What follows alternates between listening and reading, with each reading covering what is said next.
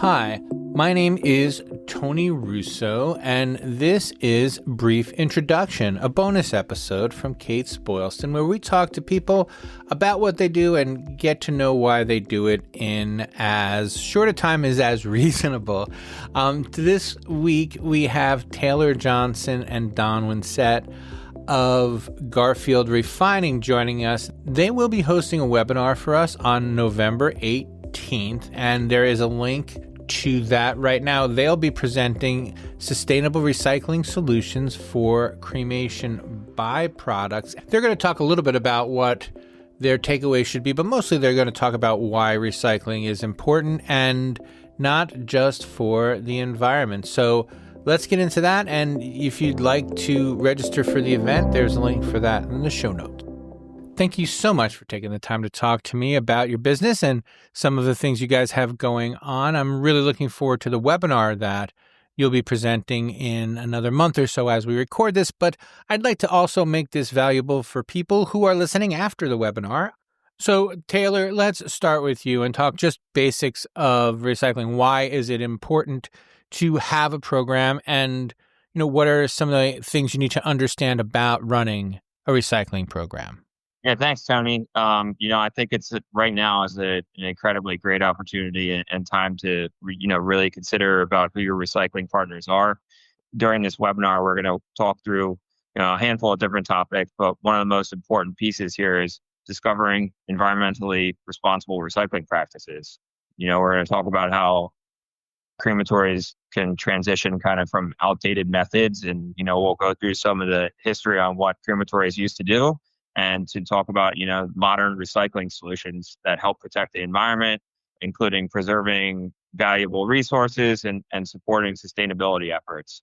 There's a lot of environmentally sound solutions that preserve resources and reduce landfill waste. We're going to talk about a handful of different ways how we can help crematories in regards to the sustainability piece and reducing environmental impact. One of the greatest beneficiaries to recycling programs is, a lot of large crematories and crematories in general utilize these returns and they can go back to large charitable donations, which is obviously super helpful in all sorts of different environments. Can you talk to me about one of the outdated modes or some methods that you see that, just don't work anymore that people are still using? Yeah, absolutely. So, there are still a handful of crematories out there that, are burying metals for specific reasons. And, ICCFA and CANA have position statements in regards to recycling metals and why that's super important. And, we're going to talk through some of those things during our webinar. That was one of the things that really brought me into the industry, was the fact of the sustainability and being able to recycle the product. With the cost of getting new gold and new minerals and also the labor cost and what it does to humanity in certain areas, I think the fact that being able to recycle is extremely important, and it's something that we need to do for the environment. And that's what brought me over to really understand cremation and recycling. Coming from the green industry and repurposing wood and repurposing materials is very important to me. So the fact that we're going to repurpose this, it's something that I feel very strongly about and would love to be able to help people understand the benefits of that. And like Taylor said, the financial benefits of being philanthropic, of giving it back to the community, is a very positive way, and it's a tremendous way to help people that maybe would not be able to get help. So for nonprofits, this is an amazing opportunity to be able to give back to your community. Well, Don, it is crazy that you mentioned that, because I wanted to mention this to Taylor as well. As part of my job, I get Google alerts for all things cremation related and funeral related in general. And just this week, it is October 13th as we were recording this, I saw a story about a veterinary hospital that had this special program that funded treatment for people's pets if people couldn't afford the treatment for their pets. And this whole program was funded by the local funeral home, and specifically by the local funeral home's recycling program. And, that is just, and without sounding too mercenary about it, that is just the kind of story that people like to see and people will read. And people will, again, just think of your funeral home now and on a day then they probably wouldn't because it was, associated with this great cause. I mean, giving it to the hospitals or kids that need it and things like that, it's near and dear to my heart, and I think it's near and dear to everybody's heart. And I think it's just something that it can give back. In the state of Florida, and I'm sure it's in other states as well, there's a thing on your license plate where you could donate your body part if you happen to be in a car accident and physically healthy enough to be able to donate. That's a tremendous way of giving back. And I think it's a comfort for the family to know that there's still a continuation of giving back and to help someone. I mean, we've all seen the heartstring stories where someone feels another person's heart. They know that was a heart of someone of their loved one that had passed away and was able to donate a heart. And they still hear the beat. I mean, those are tremendous stories, and it's also something that's just the right thing to do. So we're going to talk about that and how to help people with that as well. But also with Garfield being a 130-year-old plus company, family owned, it's a tremendous opportunity to have a quality company give back as well. So I'm excited to be part of this, and I know Taylor has been a great coach and helped me a lot as far as teaching me some of the benefits and the positivity of cremation. So, Taylor, when you go into a new place that you haven't dealt with before, what are some of the things that you tend to notice? Like, what are the, I don't know, say 3 or whatever you think, things that always leap out at you that is kind of like a difference maker? You're like, okay, now that we're doing this, we're going to do it this way.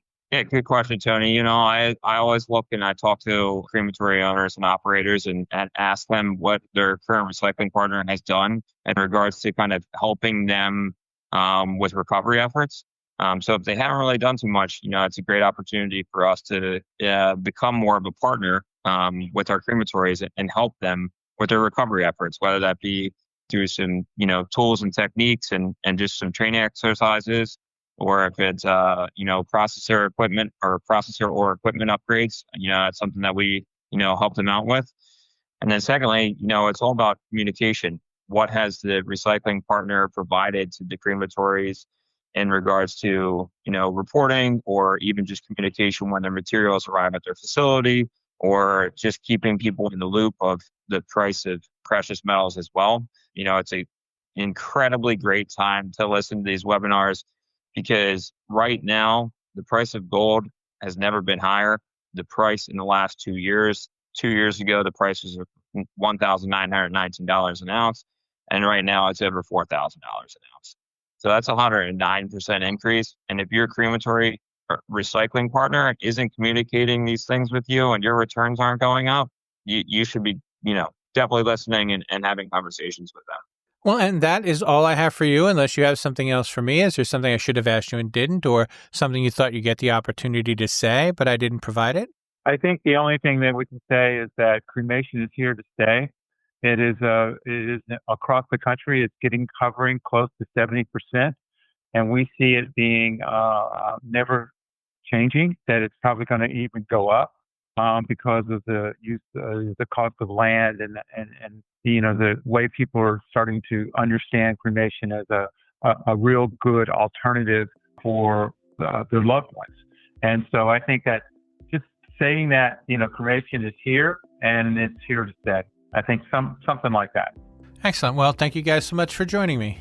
Of course. Thanks, Tony. All right. Thanks. Once again, the virtual event Cremation Strategies will be held 1 to 3 p.m.